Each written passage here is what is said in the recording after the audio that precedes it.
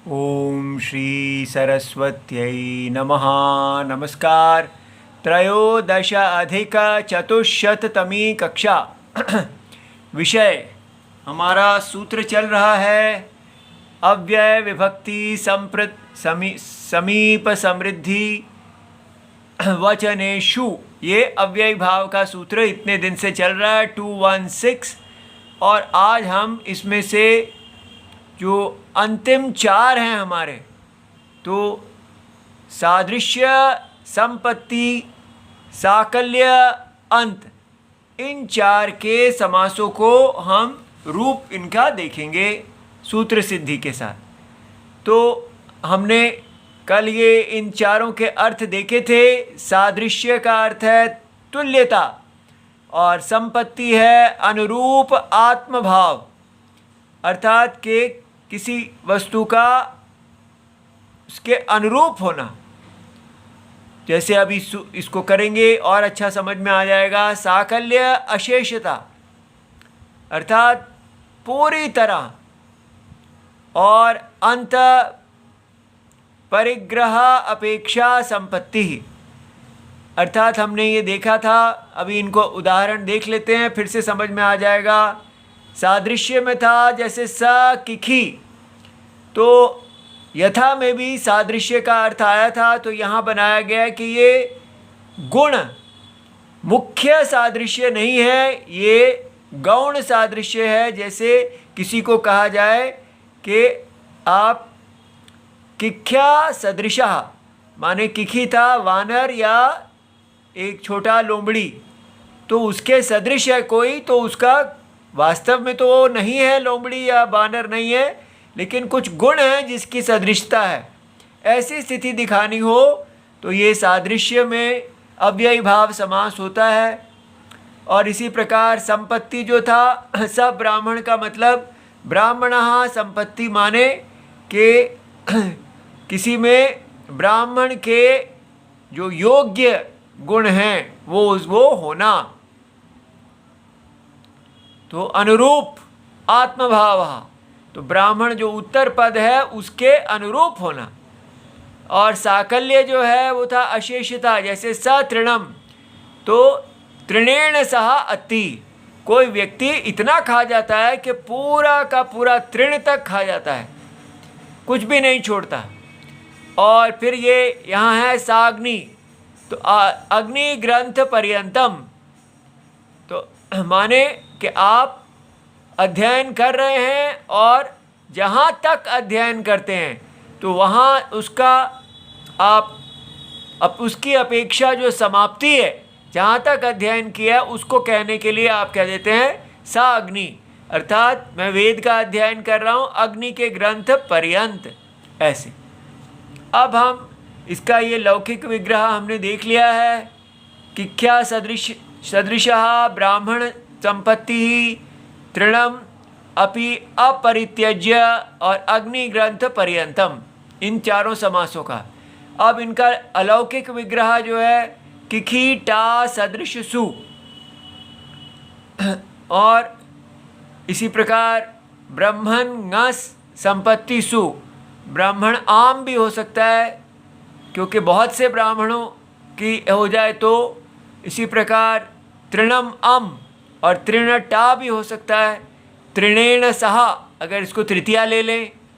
इस प्रकार अग्नि अम अग्नि टा, इस प्रकार ये हमने इसके अलौकिक विग्रह लिख के जो सह के साथ जो सु लगा हुआ था उसका लोप कर दिया। क्यों किया? क्योंकि स्वरादि निपातम अव्यय ने कहा कि ये सह जो है ये अव्यय है, और अव्ययात आप सुपह 2482 कहते हैं कि अव्ययात उत्तरस्य आपः सुपः लुक भवति, तो अव्यय के उत्तर का जो सुप प्रत्यय है उसका लुप हो गया।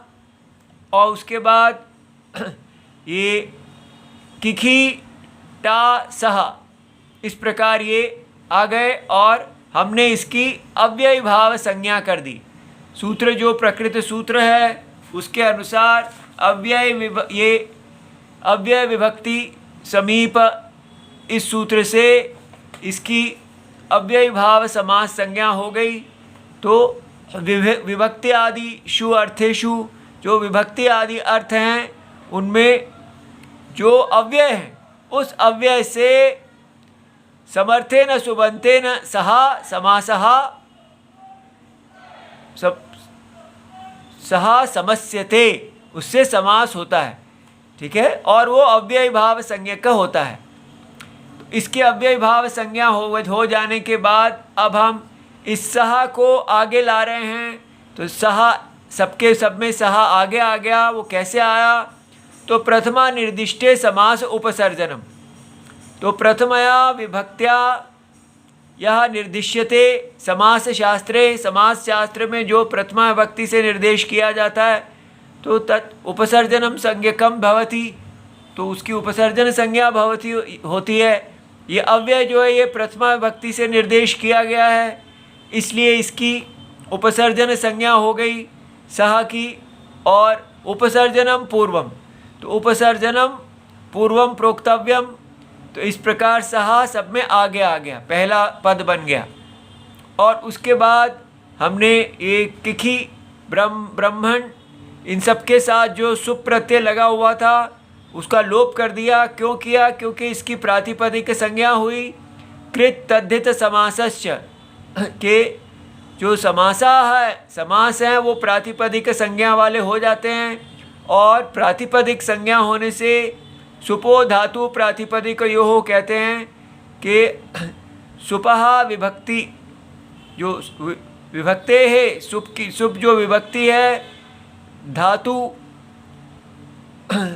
और प्रातिपदिक दोनों का सुप और सुप जो है वो लुक हो जाता है, जिसकी प्रातिपदिक संज्ञा हो या धातु संज्ञा हो। तो प्रातिपदिक संज्ञा होने से सुप का लोप हो गया और हमारे पास स किखी, स ब्रह्मण, स तृण और स अग्नि बन गया। और इसमें फिर हमने अव्ययी भावे च अकाले, तो अव्ययी भाव समास में सहस्य सह भवति, तो इसलिए जो सह है उसका जो ह का लोप होके स रह गया और यहाँ सब में स हो गया। और इधर सह का साथ स और अ है तो अक सवर्ण दीर्घ से यहाँ सा बन गया।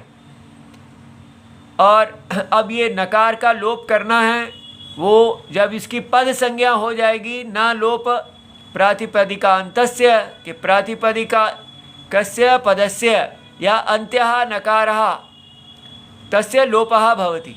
तो अभी हम जब यहाँ सु लाएंगे तो इसकी पद संज्ञा हो जाएगी तो नकार का लोप हो जाएगा। अब ये प्रातिपदिक है तो एक देश विकृतम अनन्यवत भवति, ये परिभाषा है। और फिर हमने इससे ज्ञिया प्रातिपदिका से सु औजस इत्यादि सुप प्रत्ययों की उत्पत्ति कर दी। लेकिन अव्ययी भावश्च, सूत्र कहते हैं कि अव्ययी भाव समास की अव्यय संज्ञा हो जाती है। और फिर अव्ययात आप सुपहा, अव्ययात अव्यय से उत्तर का सुप का लुक हो जाता है, तो लुक की प्राप्ति हो गई। लेकिन ये कहते हैं ना अव्ययात जो अदंत अव्यय अदंत अव्ययी भाव हैं, अव्यय से होने वाले, उससे सु के स्थान में अम का आदेश हो जाता है। तो इसलिए अब यहाँ पर हमारे पास अदंत तो यहाँ भी नहीं है और इधर भी नहीं है, इधर ही बचा है। तो यहाँ पर जो सतृण है यहाँ अम का आदेश हो जाएगा, बाकियों में नहीं होगा। इसका ब्रह्मण जो है उसका नकार का लोप हो जाएगा। और फिर ये इधर सकिखी बन गया, यहाँ सब्रह्म बन गया और इधर जो सु की जगह अम आ गया और अमी पूर्व से संधि होके सतृणम बन गया, ये स अग्नि हो गया।